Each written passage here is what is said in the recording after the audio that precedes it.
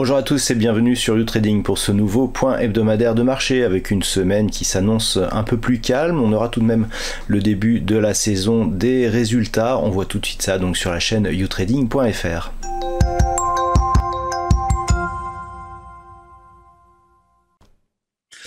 Voici donc ce qu'il faut savoir pour cette semaine qui débutera le lundi 10 avril 2023. Et nous allons commencer tout doucement puisque lundi sera donc le lundi de Pâques, une journée fériée avec très peu de places ouvertes et donc aucune statistique majeure. Mardi, nous aurons une journée aussi relativement calme. Du côté des États-Unis, nous aurons les perspectives de l'énergie à court terme définies par l'EIA. Mercredi sera une journée un peu plus pleine puisque nous aurons les chiffres de l'inflation du côté des États-Unis, les stocks de pétrole brut, les stocks hebdomadaires, ainsi que les minutes de la Fed qui seront données le soir. Du côté de la Grande-Bretagne, eh bien, nous aurons une intervention du gouverneur de la Banque centrale d'Angleterre. Et puis au niveau du Canada, eh bien, la Banque centrale du Canada dévoilera donc l'évolution de ses taux principaux. En termes de résultats, eh bien, nous aurons les premiers résultats de l'année avec LVMH. Jeudi, en Australie, dans la nuit de mercredi à jeudi, nous aurons les chiffres du chômage et de l'emploi qui seront dévoilés. Dans la matinée, nous aurons en Grande-Bretagne les chiffres du PIB et en Allemagne les chiffres de l'inflation. Dans l'après-midi, du côté des États-Unis, nous aurons les chiffres du chômage hebdomadaire ainsi que les prix à la production. Et puis enfin, vendredi, nous aurons les ventes au détail. Donc du côté des États-Unis, en termes de résultats, nous aurons les résultats d'Hermès, ainsi que du côté des États-Unis, les deux établissements Citigroup et JP Morgan. Passons maintenant à l'analyse technique des principaux actifs de cette semaine. Et on commence par l'indice parisien, donc qui n'est pas parvenu la semaine dernière à repasser ici au-delà de cette résistance majeure des 7380 points. On est passé à un niveau très proche ici du niveau de plus haut qui avait été inscrit donc au début du mois de mars. Donc pour l'instant on est ici sur une configuration qui semble vouloir déborder cette zone de résistance, mais suite à l'échec donc de la semaine dernière, il faudra rester vigilant donc sur une éventuelle rupture haussière de cette zone entre 7380 et 7400 points, puisqu'une cassure de cette zone nous ouvrirait de nouvelles perspectives avec très certainement de nouveaux plus hauts historiques donc sur l'indice parisien. Au niveau du DAX, nous sommes dans une configuration court terme assez similaire. On est encore loin de la zone des 15 800 points. Par contre, sur le DAX, on n'est pas du tout sur des niveaux historiques, puisqu'il y avait une prochaine zone de résistance à atteindre avant justement d'inscrire ce nouveau plus haut, zone qui avait été marquée en fin d'année 2021 et début de l'année 2022. Donc pour l'instant, on est nettement en dessous. Toutefois, une éventuelle rupture ici de la zone des 15 800 points pourrait relancer ici une certaine dynamique haussière qui nous ferait revenir sur cette zone d'objectif, donc liée à ces plus hauts historiques sur le DAX. Niveau d'invalidation en cas de rupture ici de cette zone des 15 290 points. Au niveau des indices américains, nous sommes dans une configuration un peu plus mitigée. Certes, d'un point de vue court terme, on a l'impression ici que cette dynamique haussière veut déborder la zone des 4165 points, mais d'un point de vue moyen terme, on est toujours ici dans cette phase de consolidation qui n'a pas été invalidée. On a certes cassé ici ce premier point haut significatif, mais avec très peu d'amplitude. Il faudrait au moins déborder ici la zone des 4165 et la zone des 4318 points pour changer définitivement de tendance. Donc pour l'instant on en est loin, les cours donc du S&P 500 hésitent à franchir cette zone des 4165 points. Un débordement de cette zone viendrait confirmer le début d'un trend ici haussier avec malgré tout assez peu de dynamique. Une accélération au franchissement de cette zone des 4165 points serait un signal assez positif. Niveau d'invalidation, la rupture ici de cette zone des 3900 points.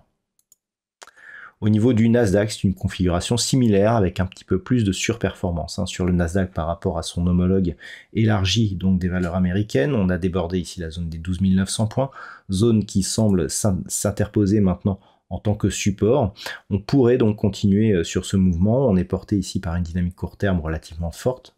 Le Nasdaq reprend un petit peu de dynamique par rapport au S&P 500 depuis désormais quelques semaines. L'objectif est une poursuite ici en direction de la zone des 13 760 points, tant que l'on reste ici au-dessus de cette zone des 12 900 qui agit comme support. Au niveau des matières premières, la hausse surprise des cours du pétrole en début de semaine dernière n'a pas été relayée. On est resté toute la semaine autour de cette zone ici des 80 $ le baril. On a connu ici un fort gap, il n'y a eu quasiment aucune tentative de comblement et on reste malgré tout sous cette résistance ici des 82 $ le baril. Donc pour l'instant, on a juste invalidé ici cette sortie baissière puisqu'on était ici sur une impulsion avec un retour ici sur la zone des 73 qui semblait vouloir agir comme niveau de résistance. Certes, on avait commencé à casser cette zone, le gap a totalement et définitivement anéanti ce début de dynamique baissière, mais il n'y a pas pour autant de retournement majeur puisque l'on reste ici sous cette zone des 82 $ le baril. Donc en cas de franchissement, on pourrait repartir à la hausse et notamment à l'assaut ici de cette zone des 93,50 d'un point de vue moyen terme. Mais globalement, tant que l'on reste ici sous cette zone des 82 $ le baril, eh bien ça reste neutre pour l'évolution du WTI.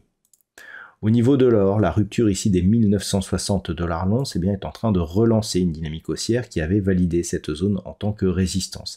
Après une phase de consolidation assez modérée, le fait que l'on revienne au-dessus de cette zone, que l'on casse la zone des 2000 $ l'once d'une manière, je dirais, assez directe, était un signal assez positif. Suite à cela, il semble que l'on revienne tester cette zone comme support. Actuellement, cette zone est un peu enfoncée. On reste toutefois dans une dynamique haussière, et ce tant que les cours, après ces contacts ici sur la bande de Bollinger supérieure, évoluent durablement au-dessus de la moyenne mobile 20 exponentielle.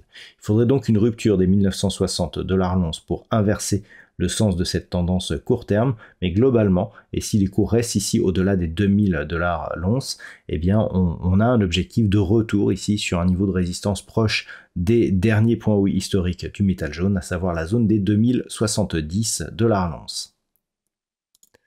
Au niveau du marché des devises, on est revenu marquer un deuxième contact ici à un niveau très proche de cette zone que nous avions autour des 1.1020. On est venu marquer ici des points hauts proches des 1.0960. On est toutefois dans une dynamique court terme qui reste haussière. On le voit ici, la rupture des 1.0780, 1.0925 aussi qui était un niveau intermédiaire, était des niveaux importants. Alors certes, on est revenu sous les 1.0925. Par contre, pour l'instant, la moyenne mobile 20 exponentielle continue à agir comme une zone de support. Donc globalement, d'un point de vue court terme, on reste ici sous l'influence de cette dynamique, avec un espoir de revenir ici sur cette zone des 1.1020. Si tel était le cas, et que l'on cassait notamment cette zone, on relancerait ici une dynamique moyen terme qui avait marqué ici un point haut, phase de consolidation, on était bien resté ici au-dessus des 1.05. Le fait que l'on revienne ici à proximité de ces points hauts, tant que 1.0780 tient, peut nous donner une perspective de poursuite haussière. Au niveau de la paire de devises livre sterling contre dollar américain, on continue de surveiller ici cette zone des 1.24. Après avoir été validé support suite à son franchissement en tant que résistance, on repasse donc sous cette zone, un petit peu comme la paire de devises euro-dollar. On reste bien ici au-dessus de cette moyenne mobile 20 exponentielle. La cassure ici par rapport à ces deux précédents points hauts nous montre qu'il y a plus une volonté ici de poursuivre sur un mouvement haussier. On surveillera donc un retour des cours ici au-delà des 1.24 avec comme objectif, si cela était confirmé, une poursuite en direction de la zone des 1.2840 d'un point de vue moyen terme. Et enfin, on termine avec le Bitcoin qui continue ici à osciller autour des 28 000 $ pour un Bitcoin. Il y avait eu ce signal de sortie ici qui avait annoncé une possible reprise d'un mouvement haussier donc sur cette crypto-monnaie. Il n'y a eu aucun relais. On est ici sur une évolution quasi horizontale, donc sous cette zone des 28 400.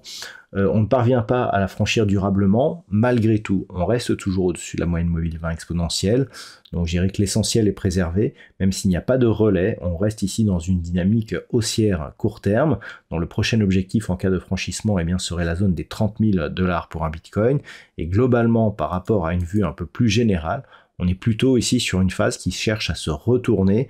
On avait un range ici 25 200, 15 800. On est sorti de ce range ici sur une accélération et donc une rupture ici des 28 000, voire une poursuite au-delà de cette zone ici de points hauts que nous avions à 32 200, validerait le changement de tendance moyen terme que nous sommes en train d'observer.